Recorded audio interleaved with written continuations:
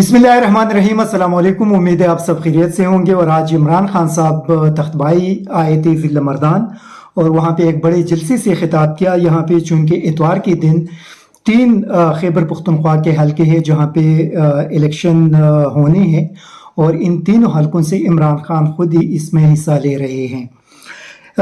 इन 3 हलकों का इंतखाब पीडीएम ने क्यों किया था? सबसे पहली बात तो ये है कि हम अगर थोड़ा सा 2018 के इलेक्शन के नताइज का अगर जायज़ा ले, क्योंकि इन तीनों हलकों से तहरीक इंसाफ के उम्मीदवार कामयाब हुए थे और अभी उनके जो रेजिग्नेशन थे उसको एक्सेप्ट करके यहाँ पे ये इंतखाबात मुनक्किद कराए जा रहे हैं।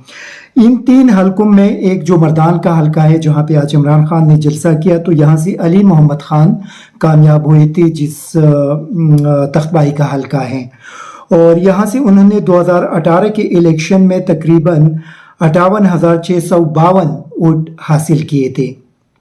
इसी तरह दूसरे नंबर पे मौलाना कासिम है जिनका ताल्लुक JUI से है और अभी इमरान खान साहब के खिलाफ वो इलेक्शन लड़ रहे हैं।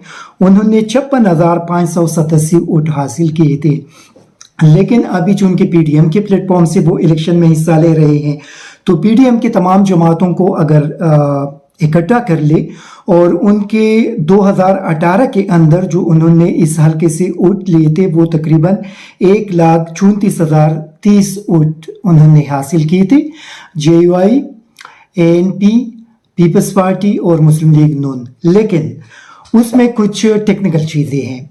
एक तो MMA की उस वक्त MMA के प्लेटफॉर्म से JUI ने इलेक्शन में हिस्सा लिया था और इसमें तकरीबन 20,000 जो वोट है वो जमात इस्लामी के थे। तो जमात इस्लामी की 20,000 वोट अगर इनसे आप निकाल ले तो ये तकरीबन इनके बच जाएंगे 36,000। और फिर भी यहाँ पे चूंकि ANP, पीपल्स पार्टी, JUI वगैरह ये सारे अगर मिल भी जाए तो इनके तकरीबन बन जाएंगे 1,14,000 के करीब। तो इनका ख्याल ये था कि ये नशस्त हम बड़ी आसानी के साथ जीत जाएंगे। लेकिन आज जो जलसा हुआ, मैं आपको थोड़ा सा यहाँ पे आप तस्वीर भी देख ले। कल पीडीएम का एक जलसा हुआ था जिसमें मौलाना फजलुर रहमान खुद भी आई थी, ANP की क़ियादत भी थी, पीपल्स पार्टी की भी थी, बाकी जो पीडीएम के लोग थे वो भी उसका हिस्सा थे और उसके तमाम जो तहसील नाज़िमीन थे वो भी उसका हिस्सा थे।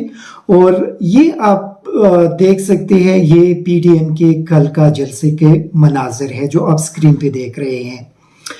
दूसरी साइड पे आज इमरान खान साहब ने जलसा किया। ये इमरान खान साहब के जलसे के मनाजिर है। अभी दोनों से आप अंदाज़ा लगा सकते हैं कि ये जो हल्का पीडीएम ने जिस नियत के साथ ये डिसाइड किया था, तो इन दोनों जलसों से आप बड़ी आसानी के साथ अंदाज़ा लगा सकते हैं कि इतवार के दिन क्या नताइज आने वाले हैं।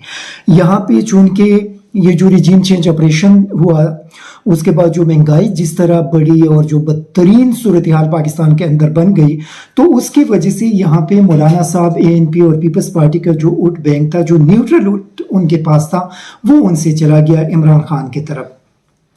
इसी वजह से बहुत ज़्यादा मुश्किल होगा इनके लिए इस नशस्त को जीतना। दूसरा, चारसदे का NA-24 वहाँ से भी PTI का उम्मीदवार कामयाब हुआ था 2018 में, फजल मोहम्मद खान, और उसने तकरीबन 83,596 वोट हासिल किए थे। और उनके मुकाबले में असफंदियार वली खान जो ANP के सरबराह है, उन्होंने तकरीबन कुछ 60,000 राउंड अबाउट वोट हासिल किए थे।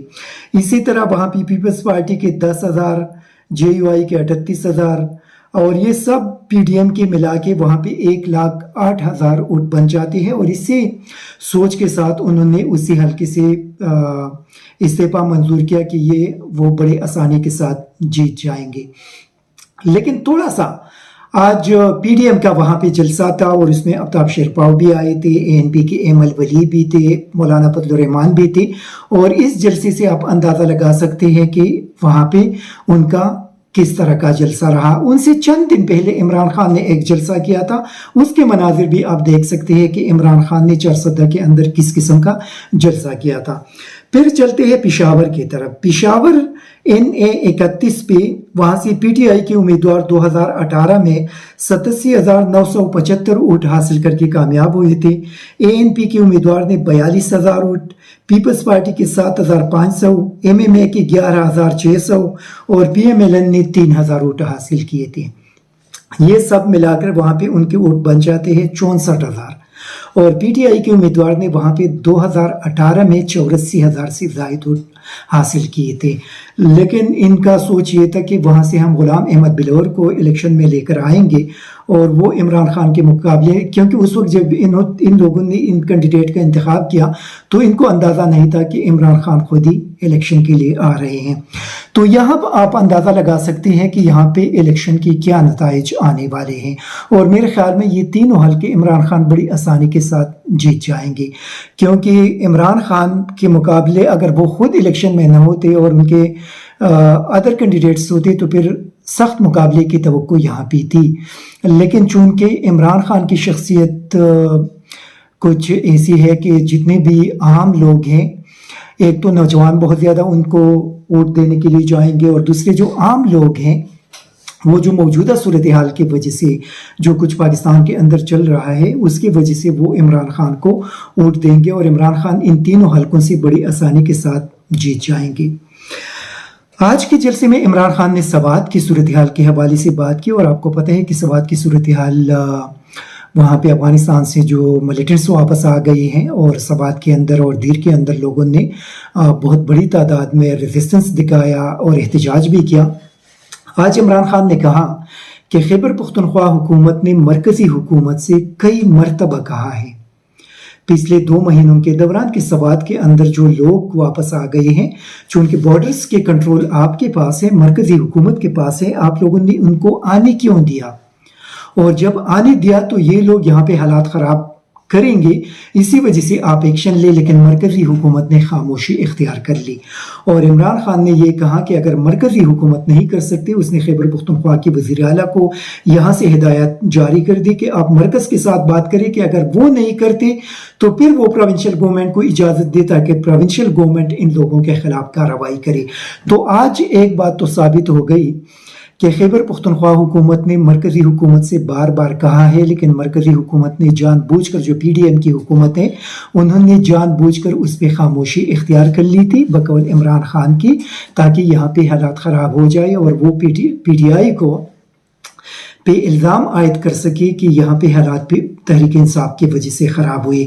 تو آج عمران خان نے کلیئر کٹ یہ بات کہی ہے کہ مرکزی حکومت نے جو خاموشی اختیار کی، اور انہوں نے ایک بڑا جو ویلٹ سوال اس نے اٹھایا کہ بارڈر سرحدات کی جو کنٹرول ہے وہ مرکز کے پاس ہی ہے. اور یہ بالکل کلیئر کٹ بات ہے کہ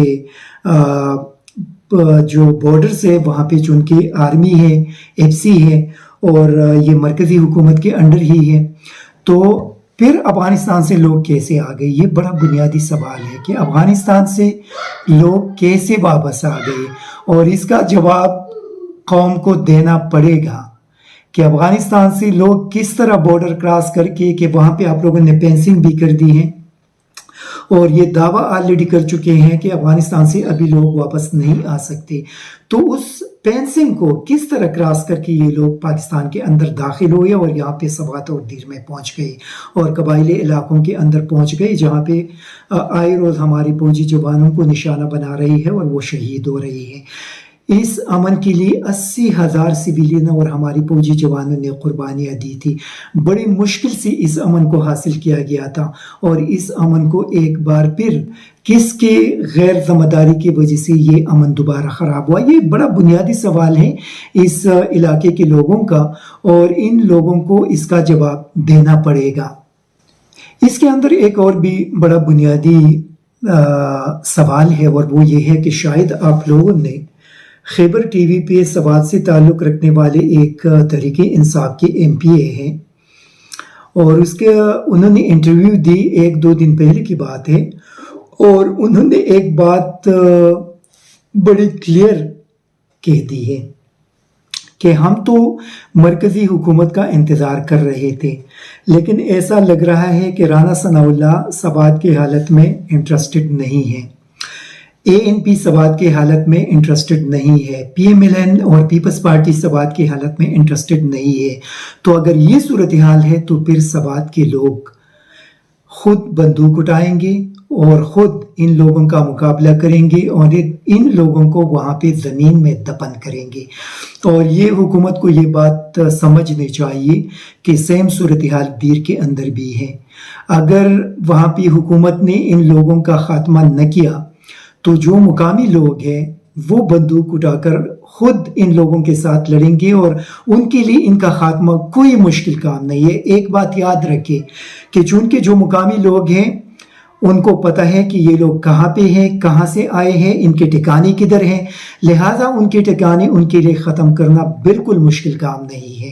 لیکن ابھی تک چونکہ سیکیورٹی ادارے ان کو اجازت نہیں دے رہی اور اسی وجہ سے وہ ان کا خاتمہ نہیں کر سکتے.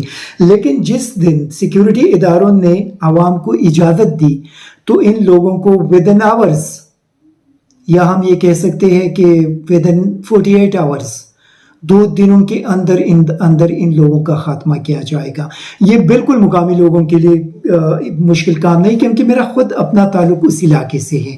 میں دیر سے بلانگ کرتا ہوں اور مجھے پتہ ہے دیر کی صورتحال اور دیر کے لوگوں کے حوالے سے کہ دیر کے لوگ اگر ایک مرتبہ وہ اپنے اسی انداز میں آئے جو ان کے روایت ہے کہ وہ مہمان نواز بھی بہت زیادہ ہیں, لیکن جب آپ ان کے ساتھ دشمنی کریں گے تو پھر وہ کہاں تک جا سکتے ہیں, ان چیزوں کا مجھے علم ہے.